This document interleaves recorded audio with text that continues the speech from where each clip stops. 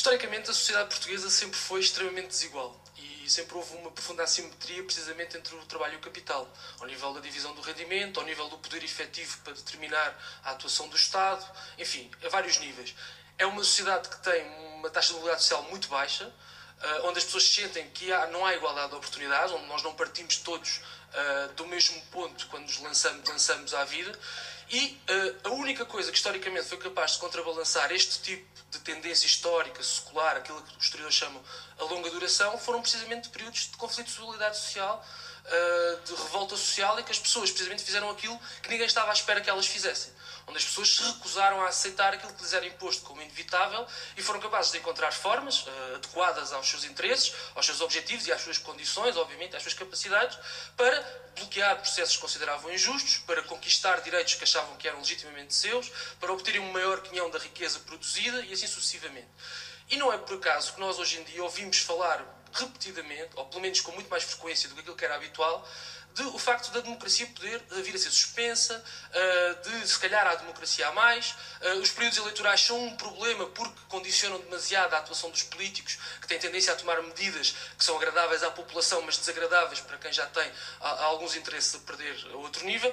E, portanto, esse tipo de traços parece-me que nos sugere que há uma ligação profunda entre a dimensão social da democracia, o facto das pessoas sentirem que os seus interesses são defendidos, são protegidos, que têm uma palavra a dizer sobre o seu futuro, que têm condições para influenciar aquilo que influencia, por sua vez, as suas vidas, e o esvaziamento dessa componente tem, por outro lado, gera a ideia de que o que é preciso, no fundo, é uma solução providencial, técnica, um pouco como aquilo que está a acontecer agora na Grécia e em Itália, e que, no fundo, nós não temos controle sobre as decisões que são tomadas em nosso nome, pelos nossos representantes, pelos nossos governantes.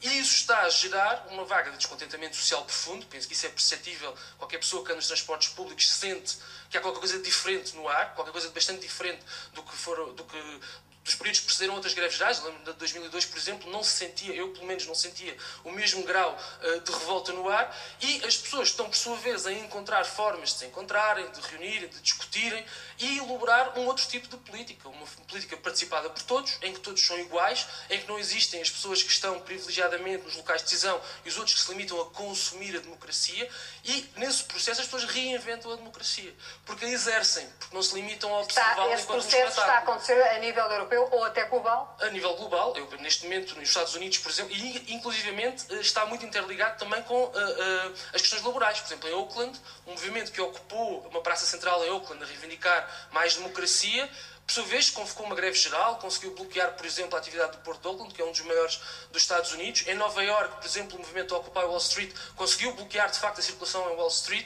E, portanto, estas pessoas, ao fazê-lo, não só constroem processos de decisão democráticos, horizontais e igualitários, como conseguem fazer desses processos, fazer com que eles tenham um peso efetivo. Portanto, nós neste momento temos dois movimentos distintos. Por um lado, os artífices da política mundial, particularmente da Europa, mas no resto do mundo também, a tentar equilibrar a situação e procurar encontrar soluções para a crise da dívida na Europa, para a crise dos mercados financeiros a nível global. Por outro lado, as populações, os cidadãos globais, que estão já a tomar posições e criaram os chamados movimentos dos indignados, que é isso que está a referir, e que estão já a agir como contraposição, como, digamos, como um germen de revolta. E agora vamos ver o que é que vai resultar, qual é a síntese destas duas forças. Bom, neste momento há claramente uma confluência desses movimentos que pretendem, no fundo, resgatar a democracia dos processos que a esvaziaram, de sentido que fazem com que todos nós sejamos meros espectadores da democracia e não agentes, sujeitos da democracia. E esses movimentos, etc., estão claramente a focar como aspecto central a questão do trabalho. A questão da forma como se repartem os rendimentos na nossa sociedade, os direitos que as pessoas têm quando trabalham, porquê é que trabalham, para que é que trabalham, que tipo de poder efetivo é que têm no seu local de trabalho. Porque isso não está a ser feito no seio das ideologias, curiosamente. Repare, todas as teorias políticas e económicas, todas as ideologias, se quiser, são convocadas para estes debates e para estas discussões. No fundo, trata-se de abrir a gaveta onde colocar um conjunto de ideologias e voltar a reabrir a questão de o que é que realmente nos interessa a nós, enquanto sociedade, enquanto comunidade, como é que podemos viver melhor, como é que podemos viver a vida que todos nós ambicionamos e desejamos, uma vida digna, feita de escolhas livremente assumidas e não apenas de imposições, inevitabilidades e coisas que, no fundo, são fatos consumados trabalhos sobre os quais nós não temos qualquer tipo de poder efetivo. As pessoas claramente estão a demonstrar que não aceitam que outros tomem por elas as decisões que lhes dizem respeito e que fechem, no fundo, um conjunto de ambições, desejos, vontades que têm para as suas vidas, para as vidas de quem vier a seguir. Muito bem. Ferraz da Costa, a alternativa a este sistema em que estamos neste momento, não estou a falar só de Portugal, eu estou a falar a nível global, em que estamos inseridos e que estamos a viver, ou esta alternativa poderá vir a ser pressionada de fora, como acaba de dizer Ricardo Noronha, e daqui surgir uma síntese, porventura diferente, ideológica ou de outra forma. A alternativa aos mercados financeiros, no fundo, é isto. Para quem deve dinheiro, não. Para quem deve dinheiro, é não. Para quem não deve, há.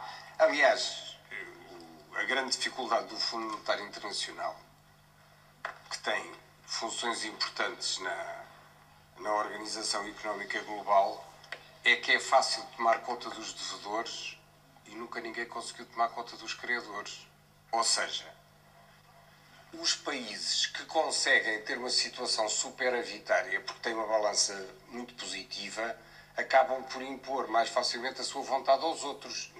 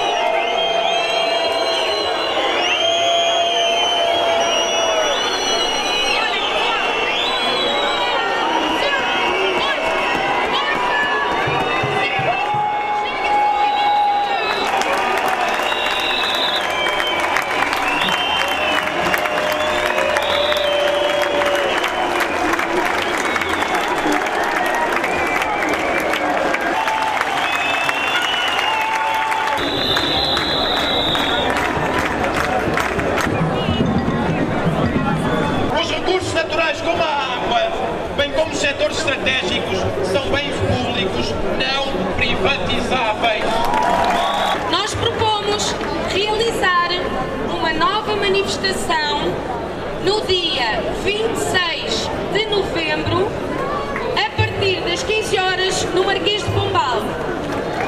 O da PSP considerou correta a atuação da polícia na manifestação dos indignados no dia da greve geral, mas os promotores da manifestação acusam agentes à civil de terem incitado à violência e deram o exemplo da agressão a um manifestante estrangeiro alegadamente procurado pela Justiça. O incidente que marcou os protestos do dia de greve geral. As imagens da RTP mostram um indivíduo a agredir outro com um bastão. A PSP já reconheceu que o agressor é seu agente. Abriu um inquérito, ainda sem resultados. Mas também avisou que esta agressão tinha de ser vista no contexto. Hoje o diretor nacional explicou. Tivemos um indivíduo que desmaiou no local, foi barbaramente agredido. Seguraram-lhe a cabeça, bateram-lhe com a cabeça contra uma parede. O agente foi hospitalizado e está agora em casa de baixa. Quanto ao indivíduo agredido, a PSP deteve-o e está com termo de identidade e residência. Também o identificou como alemão, de 21 anos, procurado pelas autoridades do seu país por atos violentos. Entre os 7 detidos na manifestação do dia 24 estava também uma francesa. 2 estrangeiros, no meio dos protestos, pode não ter sido um acaso. Há migrações de indivíduos extremistas que, logo que haja alguma manifestação, algum evento favorável às suas intenções, dão apoio aos extremistas locais, que vêm provocar alguma desordem e violência. E são garrafas de vidro que são arrasadas. A PSP garante que, para tentar impedir a violência, teve entre os manifestantes agentes de investigação criminal à civil. Hoje, a plataforma 15 de outubro, que organizou uma das manifestações, acusa-os de terem tido influência no desenrolar dos incidentes. Estes elementos, entre os manifestantes, incitaram à violência com palavras e ações, ao contrário do que afirmou inequivocamente o Ministro da Administração Interna. O diretor nacional da PSP defende que a atuação policial no dia 24 foi correta. Não houve carga policial, não houve agressões, não houve indivíduos com a cabeça perdida, não houve nada disso. E os órgãos de comunicação social distorceram completamente a nossa atuação. Esses são os títulos dos jornais.